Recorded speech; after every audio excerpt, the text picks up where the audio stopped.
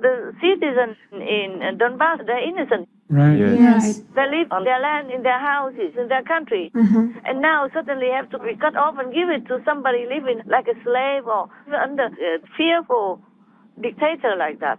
A fearful robber and murderer. Yes. How would anybody have the heart to put your citizens into this kind of system?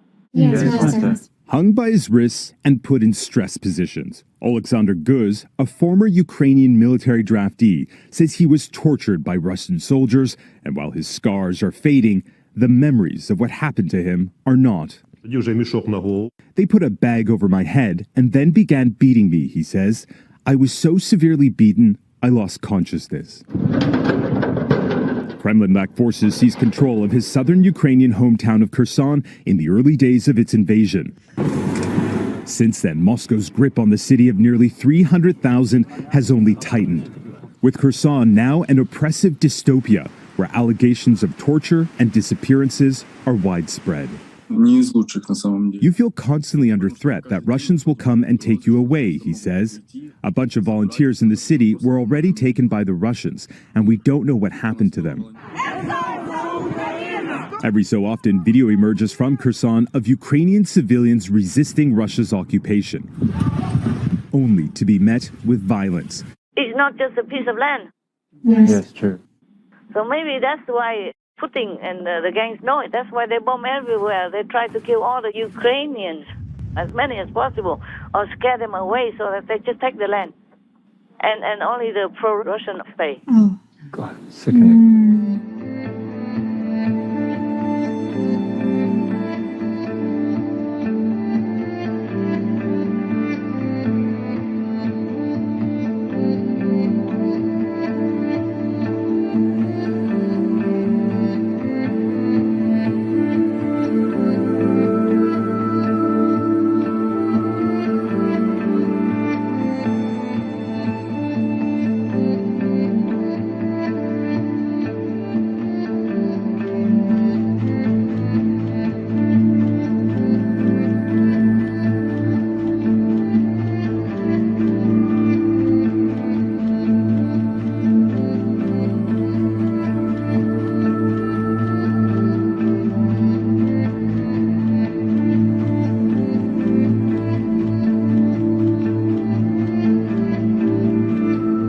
Then they will use that as a base to continue advancing further into other countries in Europe. They would take Ukraine in time, at another time, after they make themselves strong again. And children grow up more to become cannon fodder. Such evil. Yes, Master. It's truly evil. There's no way to escape. There's no way to explain it. Yes, right. yes. Ask any 5 years old, they would say even the same as I said. True. Yes. You don't have to have a lot of education or a lot of common sense to understand it. Yes, Right, yes. It's just that many people don't know it because they listen to Russian TV. They listen to their propaganda, Yes. Yes. evil diplomats. So they think Russia is right. They think Ukraine was really fascist and bad. That's why Russia came in and helped them. They helped them with their refrigerator, maybe their washing machine, their new water boiler. Yeah, because it was still in the box. So the woman saw it piled on top of the tank with other things. She said, oh, that's nice. Yeah, they came into my house and now they took my things. She ran away, you see? Yes. And then just by coincidence, they saw that. And also some Russian soldiers stole many things and sent it back to their wives. Because they talk about it. He listed them, told his wife what. Yes. And the communication system was not very good, so everybody can hear them. They can hear many things. That's why before Ukraine could bomb them, couldn't win because they knew where they are, the way they talked. Yes. I think Russia had learned something more now. Also, they have the backup of these two Donbass regions. So now they can kind of slowly gain some pockets. And slowly, they will probably take some more. I don't know if Ukraine would have enough strength and energy to continue. That's what I'm worried about. Yes, Master. They also will be tired. Yes. Yes, true. They have good attacking drones, for example, Ukraine, that were given by other countries or maybe homemade. But now Russia brought in those killer artillery that even shoots them in mid-air already before the combat drones even have a chance to do anything. Yeah. For example, like that. It's too scary, man. It's too much. This war is such... Oh, God. It's like a demi-hell. Huh? Yes, Master. All right, my love. Anything else? Did we finish that? Yes, Master. Thank you. You happy with my answer? Yes, very much so. Thank you. My poor old non-political, non-military old woman answer?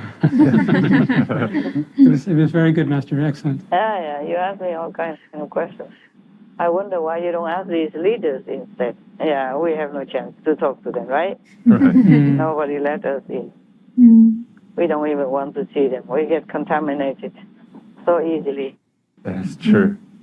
Okay, so it's another story actually, but what I mean is because humans continue to make bad karma, so we have all kinds of these disasters and wars. Yes. And there was an old story long time ago. Actually, a long time ago, there was a little village, maybe smaller than a village. How do you call that? Hamlet? A hamlet, okay, as a hamlet. Maybe they exaggerated it a little bit, but they say if there are only 10 persons there in the hamlet, then 7 of them are robbers. Or thieves, yeah? Yes. Yeah. The local government didn't dare do anything because they're so vicious. Wow. Or maybe they're weak. Maybe the government is weak, just like NATO and other European countries. In the beginning of the war, countries were scared of Putin. They didn't dare say anything, didn't want to be involved. That's Yes. right. Yes. Scared of him and scared of the nukes. Yeah. We can change his name into Nukting, yeah? So they will never forget that he is scary. Yeah, so they're scared of Nukting. So it's the same with the government in that old folklore story. They don't dare to even catch them. They just turn a blind eye because maybe they're too vicious. Yeah. And also these government officials, why should they worry? Because the thieves or the robbers would also not touch the officials. The officials or the government workers, they're safe. So it doesn't matter if these robbers go rob the normal citizens, poor defenseless citizens. Yes. So every time if somebody tried to sue them and even catch them, these government officers were just biased and so didn't really give them a fair trial. So these robbers, they were getting bigger and better all the time, more powerful. So they just rob anywhere they wanted. So now, after a while, the officials just felt too scared or something, or didn't want to bother, because they have peace, they have everything. Why should they have to risk their life to come and fight with the robbers? Yes. They could be even harmful to their lives or maybe their position. So they changed that hamlet name into not an official name, but like a nickname, like that robber hamlet. So whoever claimed that he lives in robber hamlet, even though he's not a robber, there were 3 people. If 10 people, then 7 already are robbers, and then 3 people are innocent. Yes. Even if they are not robbers, if they say they live in a robber hamlet, then the officials just let it be. Turn his blind eyes and, make no big deal out of that. Even though he knows they are wrong.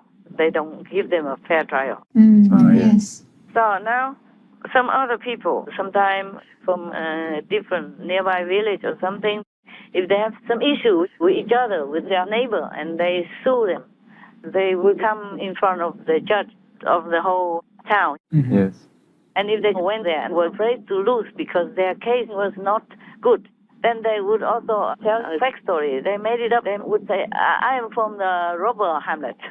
Oh. Then the officer would also let it release it, don't dare to touch. So the other normal citizens were very, very angry. And every time came and argue with that guy who was faking his identity, you see? And then one day it happened that there was a fox, but this was not a normal fox.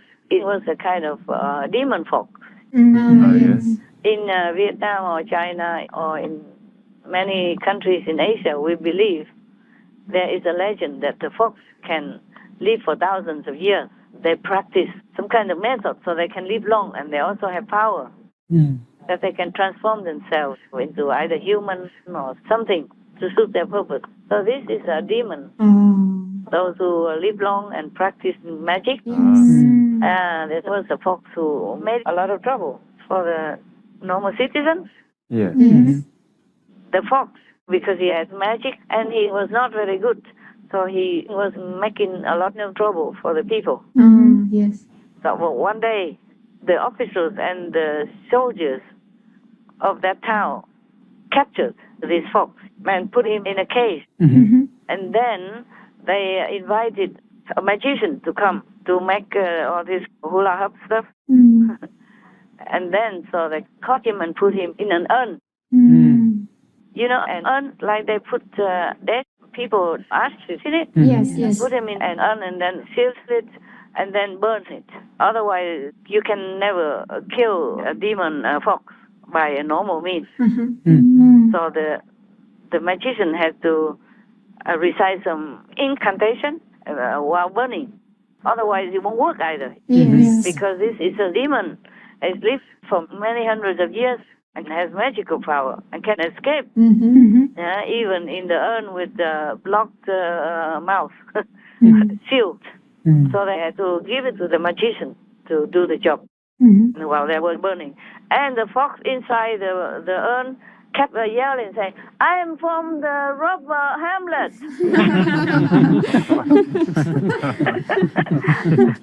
So, of course, everybody laughed. But it is a good, funny story, but nowadays it's still the same. It's not really funny, like Russia, just like the fox going making trouble and killing people and all kinds of atrocity. True. In the beginning, people were afraid of him, remember? Yes. Afraid of him and his gang, and did not dare do anything. The oil and the gas seal their mouths, seal their hearts, and seal their virtues, moral and principle. And now, finally, they got it. They got it together, and they banned the import of Russian oil into Europe. EU leaders have given the green light to some of the toughest sanctions against Russia so far. They've agreed to ban most of the oil they receive from Russia. This is very important. Thanks to this, Council should now be able to finalize a ban on almost 90% of all Russian oil imports by the end of the year. Most of the countries banned that, except Hungary, Orban, for example. But I also have to say that the Europeans did a good thing. It's a lot of sacrifice for them. Yes. Suddenly, they have to go without comfort. Cheap gas, they probably could not manage yet, but oil, they already agreed to ban, except Orban and two more. Right. Yes, Yes, Master.